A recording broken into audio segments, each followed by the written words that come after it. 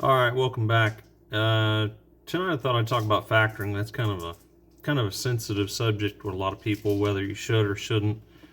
And I don't really have an opinion either way. I just thought I'd give some facts about factoring and my own personal experience whenever I got into business. A friend of mine, that's what he had got in probably a year before me, and I really didn't know. And he just basically said, "Oh, you have to factor. There's no way you can uh, wait for money that long, like 30 days."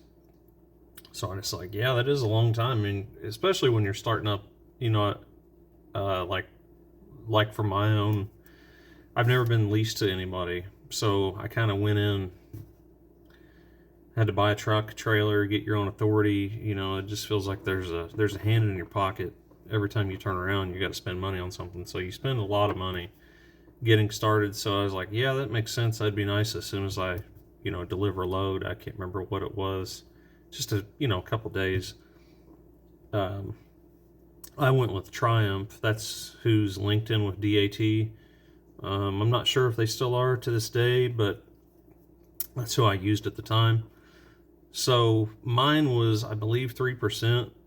You could go 3% or 5%. 3% was in, like, was it 3 days or 5 days, something like that.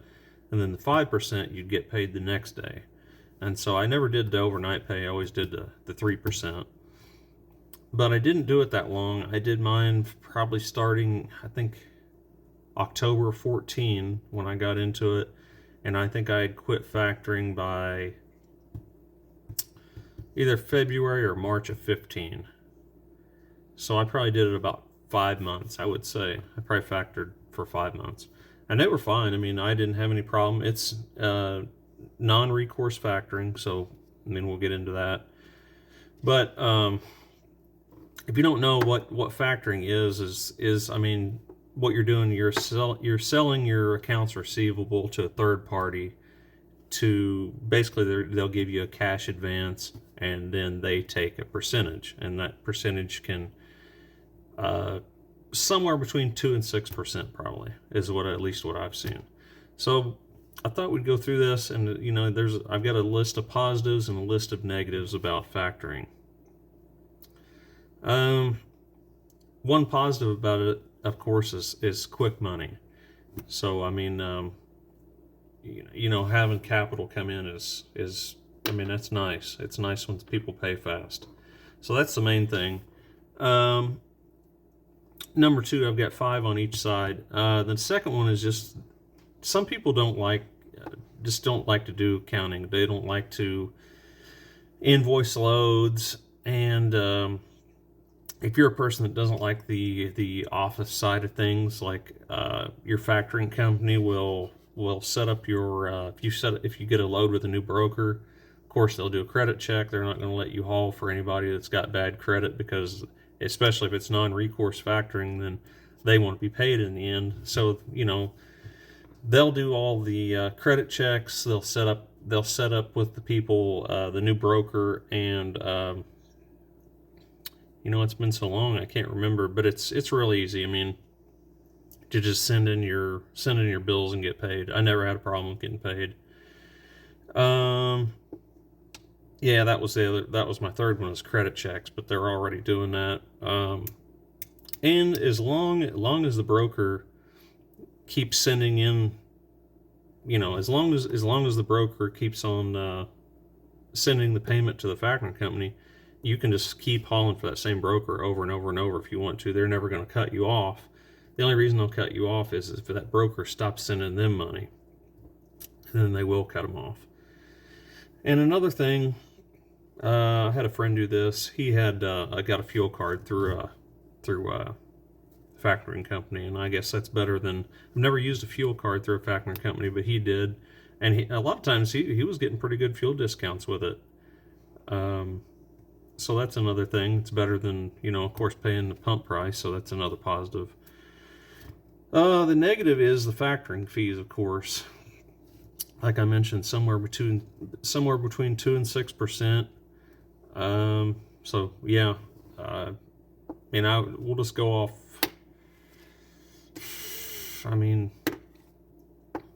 let's just say a person's making grossing $200,000. If you're an independent, if you're working, you'll make, $200,000 pretty easy. So I mean, basically every 5 years you're giving away $30,000, and I mean that's a sizable amount of money if you can get, if you can not do it. But I get it. I mean, that's what I'm saying. I'm not saying it's right or wrong, but I mean that is basically every 5 years you're giving away $30,000, and that's just the truth. But like I said, some people just don't want to mess with it. And it is higher. I know people say, I'm just going off 3%, but it is higher than a bank. If you could borrow the money from a bank just to get going, like what I do personally, I saved enough money where I'm on 30 days, and some people are a little later than that. So if you can make it 30 days, then every week you got money coming in, as long as you keep working. And so like these couple weeks when I've been off, see, I've still had money coming in every week. The bad thing about that is when I do go back to work, I'll have a kind of a 2 weeks of dead time there where I haven't worked. So, but if you can make it 30 days and you stay working, you'll always have money coming in. So it's only the first 30 days. But when I say it's the rates are higher, even if it's 3%, if you were to borrow money from a bank, that'd be 3% on 12 months, like APR. And so you can't really look at, so let's say if you make gross 20,000 a month, that's $240,000 a year.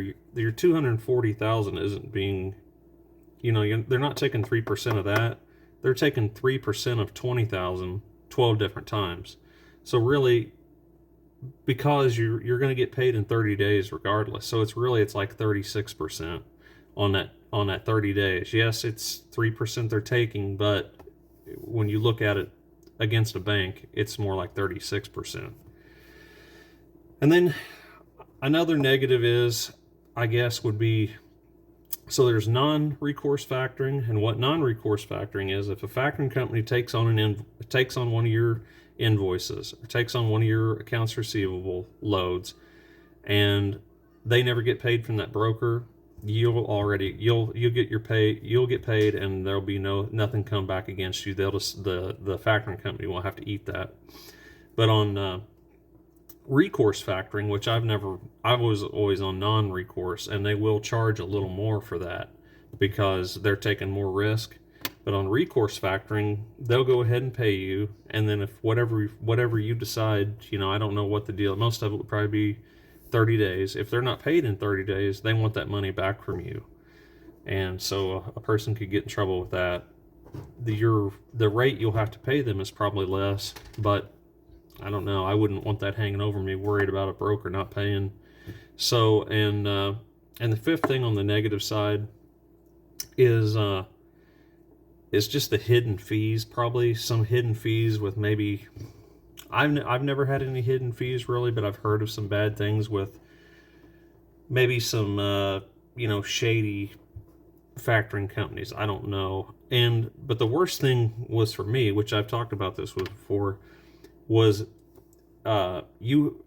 once you're locked in with that, and you go with a broker, and you're factoring your invoices with that broker to the factoring company, that factoring company has to be paid in full before they'll release you. So this is what happened to me, is I had a regular thing, and I started factoring those invoices. Well, I thought, I've got enough money saved now where I don't want to factor anymore. And so I told the factoring company, I don't want to factor anymore. I want to be released. And they said, well, we've not been paid in full. But this was like 60 days since I'd hauled, because it was kind of a summertime thing, and this went into the winter.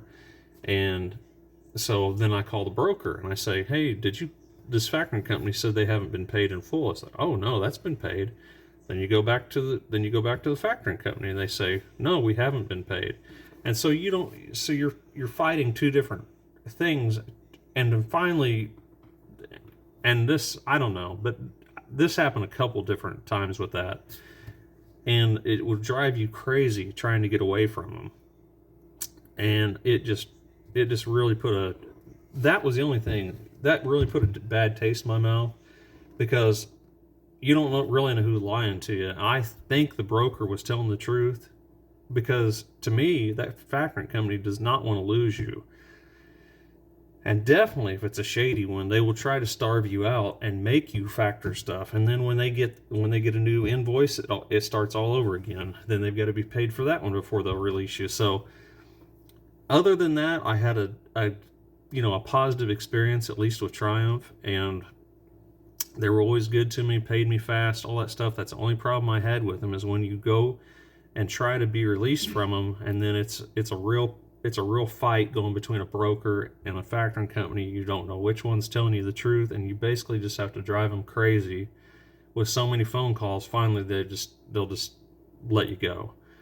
And so I don't know which one was telling me the truth, but I finally got away from them. I haven't factored a load, in almost 10 years now. I think it was either February, March of 15 was the last load I ever factored. And so, like I said, good or bad, it's up to you. I'm not putting it down. And that's just kind of the things you need to look at if you are going to factor. And I think that's going to do it for this one. So we'll see you on the next one.